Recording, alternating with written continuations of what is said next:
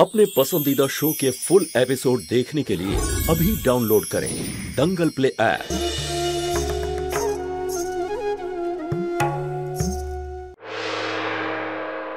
সাত পাকে ঘুরল, এই বাড়ির বউ হলো, গুলিও চলল, কিন্তু তার লাগলো না যার লাগা উচিত ছিল। কি করে লাগবে? এই সুমেরের লোকেরা ওখানে পৌঁছতেই পারেনি। বড় বড় কথা বলেছিলেন যে জ্যোতি এই বাড়িতে পৌঁছতে পারবে না। জ্যোতি কিন্তু এখনো এই মহলে এসে পৌঁছয়নি। তাহলে কি পুরোহিত মশাই কুষ্টি দেখেছেন যে এই বাড়িতে আসার আগেই জ্যোতি মরবে?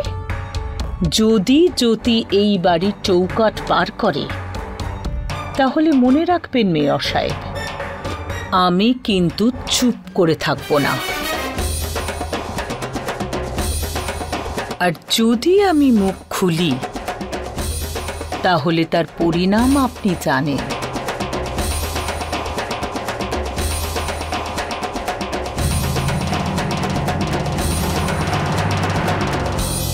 আরে এ তো গন্ডগোল বাঁধিয়েই ছাড়বে।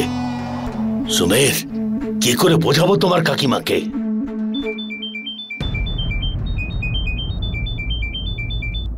হ্যাঁ বলো। বাবা, জ্যোতির বাড়ি থেকে বলছি। ব্যাস আর কিছুক্ষণ পরেই আমরা এখান থেকে বেরোবো। বাহ, খুব ভালো। বাবা বলো তো একবার চিন্তার কারণটা কি? জ্যোতি, এবার কি ওর ছবিটাও মুখের উপর লাগিয়ে নেব? এটাই তো শুধু চিন্তার বিষয়। জ্যোতি জ্যোতি জ্যোতি। আরে জামাই বাবু, আপনি এত ভয় পাচ্ছেন কেন? আমাদের এখানে জামাইকে খুব সেবা করা হয়, শুধু এবার থেকে দেখতে থাকুন। পুনম, তুমি তো জামাইকে ভয় পাইয়ে দিয়েছ। আসলে মায়ের ইচ্ছে ছিল যে জ্যোতি শ্বশুর বাড়ি যাক এখান থেকে, সেজন্য তোমাদের এখানে নিয়ে আসলাম। একটু দাঁড়াও, আমি এক্ষুনি আসছি। বিরক্ত করবে না, বুঝেছ? কিচ্ছু করবো না।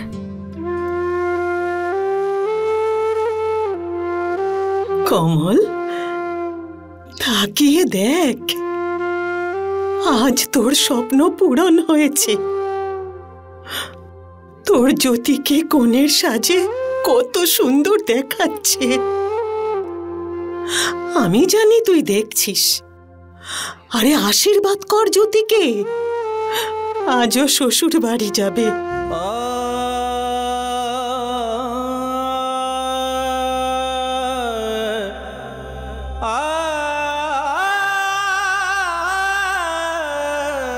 সারা জীবন ঝগড়াই করে গেলে আমার সঙ্গে। এবার দেখে নাও, যেমনটা তুমি চাইতে সেভাবেই হচ্ছে সবকিছু। এবার তো আর বলবে না যে আমি ওর সৎ মা। হ্যাঁ রে বাবা, আশীর্বাদ কর ওদেরকে। দুজনের জুটি কি সুন্দর।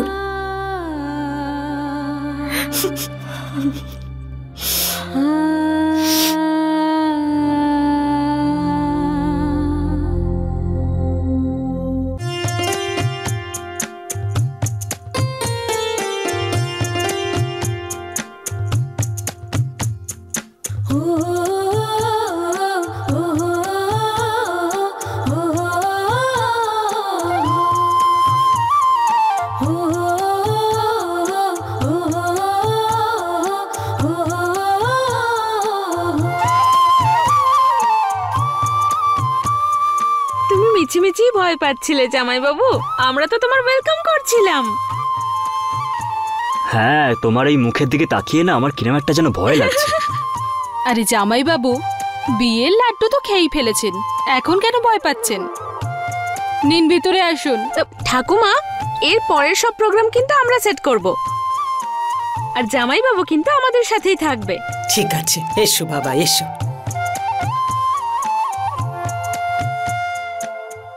আরে এখানে বসো, বসো না, সব জানতে পারবে এক এক করে।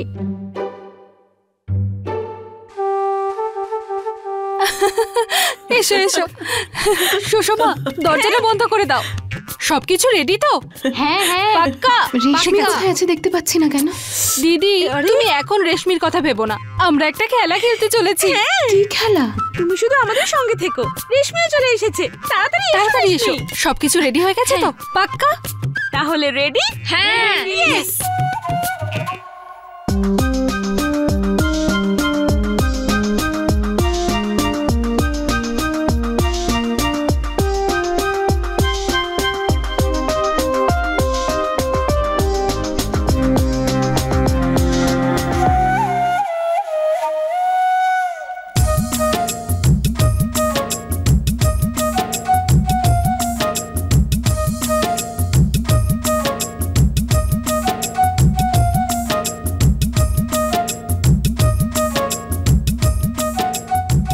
এসো এসো জামাই বাবু।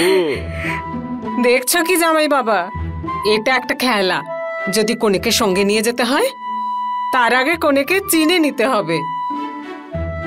আর সাবধান, যদি ভুল করে অন্যের ঘোমটা তুলে ফেলো না তাহলে ওকেই সাথে করে নিয়ে যেতে হবে। আর জামাই বাবু, আমি শুনেছিলাম যে তুমি খুব সিনেমার ডায়লগ বলতে পারো নাকি? যে আমি তো তোমার অনুভূতিতে তোমাকে চিনে যাব। যুদ্ধের ময়দান তোমার সামনে রয়েছে, নেমে পড়ো। যা ভাই যা। আর আমার কথা যদি শুনিস তাহলে ও না ও না না না আমি দেখছি দাদা, আমি দেখছি।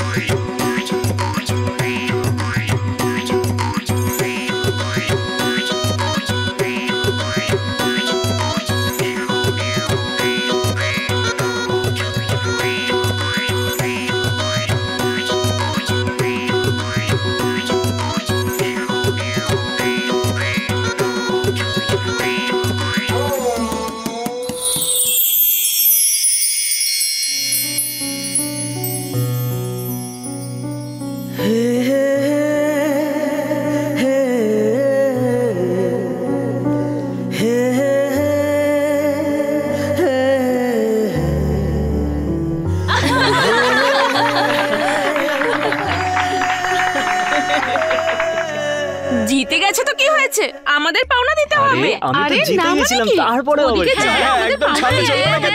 সামনে থেকে সরে যা।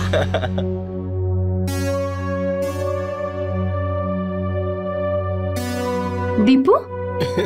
হ্যাঁ হ্যাঁ বল দিদি। আচ্ছা রেশমির কি হয়েছে বলতো? খুব চিন্তায় আছে মনে হচ্ছে। রেশমির জানি না, আমি যখন বাড়ি এসেছিলাম বলছিল যে কোনো কাজে বাইরে যাবে, আর তো আমি কিছু জানি না। হ্যাঁ হ্যাঁ আমি যাচ্ছি। রেশমি কিছু বলছো না কেন বলো তো? প্রত্যেক দিন আমার বিয়ে নিয়ে কত প্ল্যান করলে, আর বিয়ের দিন তুমি এলেই না। দেখো তুমি এত চুপচাপ আছো, আমার খুব ভয় করছে কিন্তু। আরে দিদি, ভয় পাওয়ার তো কিছুই হয়নি, বরং একটা খুশির খবর আছে। খুশির খবর? হ্যাঁ, যখন আপনার বিয়ে হচ্ছিল তখন রাজের ফোন এসেছিল আমার কাছে। আমি ওর সাথে দেখা করতে যাই। দিদি ও নিজের ভুলটা বুঝতে পেরেছে, আর ও আমাকে নিজের বাড়ি নিয়ে যেতে রাজিও হয়ে গেছে। আপনার বিয়েটা আমার জন্য ভীষণ লাকি। না রেশমি, আমার বিশ্বাস হচ্ছে না কিন্তু। রেশমি, ওই ছেলেটা নিশ্চয়ই তোমাকে আবার বোকা বানাচ্ছে। বোকা কেন বানাতে যাবে? ও নিজে থেকে আমাকে ফোন করেছিল। যে মানুষটা তোমাকে প্রেগনেন্ট অবস্থায় কার থেকে ধাক্কা মেরে ফেলে দেয়, হসপিটালে তুমি কেমন আছো সেটা জানতে না চেয়ে তোমাকে মারার হুমকি দেয়, সে হঠাৎ বদলে গেল কি করে? হয়তো এই বাচ্চাটার জন্য ও পাল্টে গেছে। যাই হয়ে থাকুক, যতক্ষণ আমি নিজে ওর সাথে কথা না বলছি ততক্ষণ পর্যন্ত আমি বিশ্বাস করতে পারবো না। না দিদি, ও কারোর সাথেই দেখা করতে চায় না। ও নিজের কর্মের জন্য খুবই লজ্জিত বোধ করছে। ঠাম্মি তুমি শুনলে তো কে বলছে? যদি অনেকেই তো বদলে যায়, ও বদলে গেছে। দেখ, তুই ওর সন্তানের জন্য গোটা সমাজের সাথে লড়ছিস, তাহলে ও কেন বদলাবে না? দেখ, ঈশ্বর তোকে খুশি ফিরিয়ে দিয়েছেন, সবকিছু শুভ হচ্ছে। এবারে রেশমির ব্যাপারে চিন্তা করা ছেড়ে দে, ওর ব্যাপারে চিন্তা করিস না। আরে কিছু হলে ওর সাথে তো আমরা আছি। দেখ, আর একটা কথা তোকে বলার আছে জ্যোতি, আজকে তোকে কিছু কথা বোঝাবো আমি। যে কথাটা বলতে যাচ্ছি সেগুলো আমার মা আমাকে বলেছিলেন। শ্বশুর বাড়ি যাচ্ছ, সেখানে বাপের বাড়ির কথা বাপের বাড়িতেই রেখে যাওয়া ভালো। যদি শ্বশুর বাড়িতে নিয়ে যাও তাহলে অনেক অসুবিধে হতে পারে। তাহলে কি আমার বিয়ের পর তোমরা সবাই আমার পর হয়ে গেলে? না রে মা, সম্পর্ক পর হয় না, শুধু ওদের প্রতি দায়িত্বটা বদলে যায়। দেখ, মেয়েদেরও তো রূপ বদলে যায়। তুই এই বাড়ির মেয়ে হয়ে, বোন হয়ে সমস্ত দায়িত্ব পালন করেছিস, কিন্তু এখন তোর প্রথম দায়িত্ব শ্বশুর বাড়িতে গিয়ে সকলের মন জয় করা, ওদের প্রতি দায়িত্ব পালন করা। দেখ মা, এই সমস্ত কারণেই তোর প্রথম বিয়েতেও ভুল বোঝাবুঝি হয়েছিল, এমনকি বিবাহ বিচ্ছেদ হয়। কিন্তু ঈশ্বর তোকে আবার একটা সুযোগ দিয়েছেন নতুন করে সাংসারিক জীবনে ঢুকতে। আর সমাজকেও দেখাতে হবে যে বিবাহ বিচ্ছেদের পরে মেয়েরাও নতুন করে জীবন শুরু করতে পারে। যদি এই যে ভালোবাসার বন্ধন না, যতটা দেখতে সুন্দর ততটাই ভঙ্গুর। সামান্য একটা আঘাত লাগলেই ভেঙে চুরমার। সেই জন্য সাবধানে থাকিস মা। ঠাকুমা একদম ঠিক বলছেন। আমায় আপনি কথা দিন যে আপনি ঠাকুমার কথা শুনবেন, আর শ্বশুর বাড়িতে আপনি আমার ব্যাপারে কাউকে কিচ্ছু বলবেন না। এ কেমন দিব্যি দিচ্ছ তুমি? আর যদি তোমার জীবনে কোনো সমস্যা না থেকে থাকে তাহলে আমি তোমার কথা অন্য কাউকে বলতে যাব কেন? কিন্তু হ্যাঁ, যদি তোমার কোনো সমস্যা হয়ে থাকে তাহলে শুধু আমি নয়, এবার কবিরও সেটা নিয়ে চিন্তা করবে। 7 পাকে বাঁধা পড়ার সময় একে অপরকে এই কথাই তো দিয়েছি আমরা। একদম নিশ্চিন্ত থাকুন, এখন আর কোনো সমস্যা হবে না আমার। ঈশ্বর করেন যেন তাই হয়। কিন্তু রেশমি, সবকিছু ঠিক হয়ে যাওয়ার পরে আমার সঙ্গে দেখা করতে আসবে তো?